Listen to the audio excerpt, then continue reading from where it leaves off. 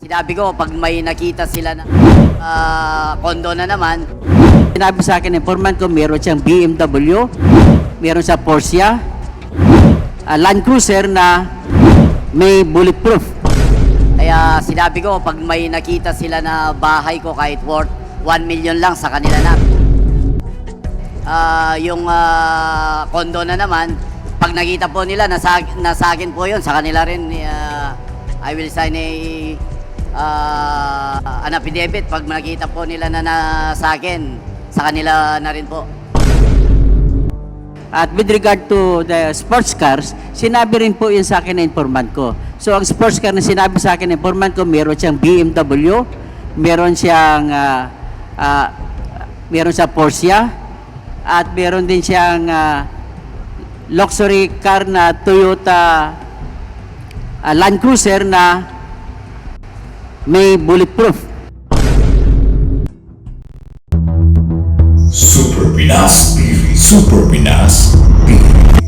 Naku mga ka-super, eto na nga ang inaantay natin. Mating na nga ang takdang panahon ng pagtatagpo ng dalawa sa pagitan ni Jing Capil at vlogger na si Tuto Kausing. Kasi nga ayon sa vlogger ay meron siyang mga informant na pagmamayari talaga ni Jing Capil ang condotel, mga sasakyan na Land Cruiser, BMW at Porsche na itinanggi naman ni Capil. Kaya ang mga opinyon naman yun ni Tuto Kausing ay maaaring legit nga talaga. Ayon din sa vlogger na sunod-sunod na hearing ni Capil ay may mga butas pa ito na maaaring konektado sa mga opinyon niya sa kanyang vlog. Ayon naman kay Congresswoman Luistro na hinahamon si Tuto Kausing ni Jing Capil ngayong hearing na ito. Ayon naman kay Jing Capil na kung mapapatunayan mo na sa akin nga talaga yung mga akusasyon mo ay bibigay ko yan sa iyo lahat. I hope you can show proof because the mayor has challenged you already. Pag may napatunayan ka daw, ibibigay na niya sa'yo. Para sa inyo mga ka-super, tatanggapin kaya ni Tuto Kausing ang mga hamon na ito? At paano kung mapapatunayan nga ito? Ano naman kaya ang gagawin ng Kongreso at ng Korte kay Jing Capil? So we'd like to hear from Congresswoman Jinky Luistro. You are recognized. Thank you, Mr. Chair. I wish to address this question to Chairperson Dan Fernandez and Chairperson Antonio Ferrer. This is dated July 23, 2024.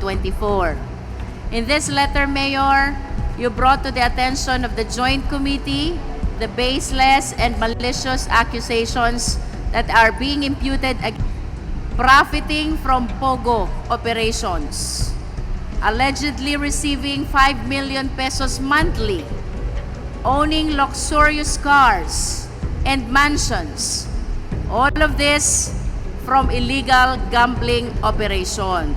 Can you please enlighten us? General is here, Sec-Gen Reggie Velasco. Yes, please respond, Mayor Capil. Yes, Your Honor, Madam Chair, I categorically deny their accusation.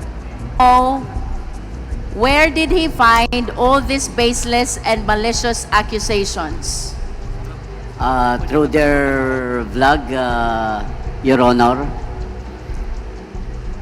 Mr. Chair, before all- we proceed, may we know if Mayor Capel has taken his oath? Yung baseless and malicious accusations ni Pyra Lucas at Toto Kausing. Sila po ay mga vlogger, Your Honor. Kaya, although yung case po kay Miss Pyra Lucas, na-file na po namin sa piskalya, kaya according to my lawyer, may Distance of the allegation as contained in your letter. We will not be commenting on the judicial proceedings that are pending before the court, the one you said, sub judice. If I may proceed, Mr. Chair, I remember that because of this letter, we moved to invite Pyra Lucas and Toto Kausing. Message. That's Pyra Luca and Toto. Si ano po ba? Si Ma'am, kayo muna o si Toto Kausing? Ay, Mr. Chairman, dito lang kami, wala naman na kaming hinanda na speech or introductory statement. We are only here to answer whatever questions that the good Congresswoman Luistro would ask. Yung isa 2015 at meron po silang business permit sa amin sa munisipyo, but they insisted na sa akin daw po yon, kaya wala pong katotohanan yon, Your Honor. Sir, can you reply on that? Ako po ba, sir? Yes, kindly reply, Mr. Kausing. Chairman, hindi ko lang maintindihan kung ano alin ang tatanong yung tungkol sa dalawang issue kasi dito eh. Yung issue tungkol doon sa 5 million a month daw at saka yung issue tungkol sa dalawang condotel. So alin ang una pong ano? Kasi sinasabi niya po na baseless. Ngayon, kung ang opinion ko sa dalawa sa akusasyon niya una sa 5 million a month, wala po akong sinabi sa vlog ko na 5 million a month. Ngayon, pagdating naman po sa condotel, binlog ko na rin po yan na condotel na ayon sa informante ko, nasa kanya yan. Kaya tinatayuan po namin ito, Your Honors, na totoo po ang aming nakuha na kinwento ng aming tinatawag na informante. But of course, yan ang sinabi ng informant ko sa akin. At ang isa sa mga informante ko dito ay nag-identify niya sa sarili niya as isa siya sa malapit, nakatira malapit doon. At kinwento nga rin, nung pinapagawa yan, renovation, ay kinikwento na nagyabang pa nga si Mayor na siya na may-ari nun.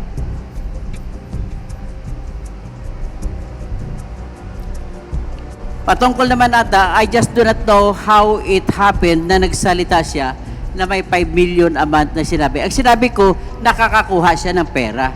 At ang basihan ko po, Mr. Chairman, ay yung statement nila na binigay sa Senate na 10,000 lamang po kada taon ang kinukuha nila na property tax o real property tax o di ka amilyar mula sa mga property ng POGO. So, at sa business tax o mayor's permit, sinabi nila, sila mismo sabi na 4,000 lamang kada taon. So, doon ko po binase ang aking logical conclusion at kinwenta ko ang maaring magiging property tax ng 46 o 43 buildings at binase ko rin po sa inamin ng engineer nila na nag-submit ang nagpatayo o Whirlwind o di kaya Royal Lucky South 99 ng bills of materials na umaabot sa 1 billion 70 million. At kung ganun ang materials cost, ibig sabihin po, bilang civil engineer din ako, na sa ngayon, ang estimated labor cost din po ay almost the same sa materials cost. So kung kwentahin mo, ibig sabihin po, ang most reasonable fair market value ng lahat ng building ay 2 billion. Ngayon, pagkakwenta, paano mo kwentahin ngayon ang real property tax? So kukunin muna ang fair market value which is 2 billion, then multiply it with assessment level na binigay ng batas which is 50% para sa mga commercial. Tapos i-multiply mo, di magiging 1 billion. Pagkatapos kukunin ang real property tax is equals to 1% times assessed value. So assessed value is 1 billion times 1%, that is 10 million a year. Tapos ang lupa pa, sabihin na lang natin na 5,000 per square meter. Ang kinikwenta ko, pag 5,000 per square meter sa 10 hektarya, abot po ng mga abot sa 500 million. So kung kukunin mo po yung tinatawag na assessed value, that is 250 million. At kung kwentahin mo po yung real property tax niya based on assessed value, which is 1%, that is also 2,500,000. So if that is so, ang tinatago na pera mula sana sa property tax at saka sa business taxes ay umaabot mahigit 12 billion. Yun lang po ang sinabi ko po. Okay, Mr. Chairman, kasi may nabasa ako dito from Mayor Capili, that Mayor JBC Capili has a house and lot worth 50 million near the Porac Pogo site. Saan galing tong statement na to? Sa kanila po, nung una yun yung claim nila. Kaya sinabi ko, pag may nakita sila na bahay ko kahit worth 1 million lang sa kanila na, pero wala naman silang nakita. Then, yung condo na naman, pag nakita po nila, nasa akin po yun, sa kanila rin, I will sign an affidavit pag nakita po nila na sa akin, sa kanila na rin po. Para maipakita po na talagang wala tayong tinatago. Kasi napakabilis po nilang magsabi na meron kang ganito, pero pag nakita naman nila na wala, parang wala lang sa kanila, pero nasira na po yung pangalan mo. Una, sabi nila sa akin daw yung lupa ng Pogo. Nung nakita naman na hindi sa akin, hindi man sila nag-apologize. Yung problem po sa lupa, 2017 may court decision na, 2019 pa lang ako naupo. Kine-claim din na ako yung kasabwat doon, 2019 pa lang po ako naupo. Kaya I don't know kung ano po ang may galit po ba sila sa akin para sirain nila ako ng ganito. Sana po kasi po ako'y halal din ng taong bayan at syempre I have to protect my leadership then as the mayor, na hindi po pwede na sirain mo na lang ang isang tao without any proof na paano po ang aking pagkatao, Your Honor. Thank you. Is this true, Toto Kausing, that you have mentioned the 50 million pesos worth of house and lot in the property that he mentioned? And as well, kasi nakasulat dito mga luxury cars that binili na ni Mayor Capili. Totoo po ba na sabi niyo po yun? Mr. Chairman, mga sinabi ko rin sa vlogging ko na yung dalawang kondo, yun ang tinuturo doon sa 50 million na estimate. Estimate lang yun yung presyo ng buildings na yun. At with regard to the sports cars, sinabi rin po yun sa akin na informant ko. So ang sports car na sinabi sa akin na informant ko, meron siyang BMW, meron siyang Porsche, at meron din siyang luxury car na Toyota Land Cruiser na may bulletproof. So yan po ang aking mga sinabi sa akin, informante ko. Well, if he denies it, then that is also his right to deny. Pero sa amin naman po, bilang vlogger, ay umaasa kami sa mga informante na nagbibigay po sa amin ng information, at binabase ko rin sa katotohanan pagkatapos ko manood sa mga Senate hearings na kung saan ay maraming butas ang kanyang mga kinikwento. So kapani-paniwala po ang binigay sa akin ng aking informante. Ganun lamang po, Your Honor. Mr. Chair, Yes. I wish to invite the attention of Toto Kausing. You are being challenged by Mayor Capil. I understand and I do not discount the fact that iba yung beneficial owner, iba yung registered owner. But if you have proof to show na mayroon talagang pag-aaring condotel, luxury car, armored vehicle, just like what you are saying today, I hope you can show proof because the mayor has challenged you already. Pag may napatunayan ka daw, ibibigay na niya sa'yo. That is for the manifestation, Your Honor. May I answer now? So anyway, ganito po yan, Mr. Chairman. Yung kwento sa akin, kinlaro ko yung kwento sa akin ng aking informante. So, meaning to say, I do not have any evidence to show that it was his or whatever, but I only... Mr. Chair, with all due respect, but I wish to interrupt Toto Kausing. This is an inquiry in aid of legislation.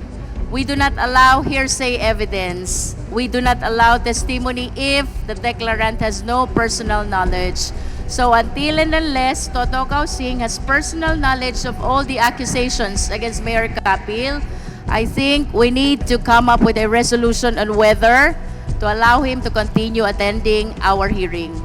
Thank you, Mr. Chair.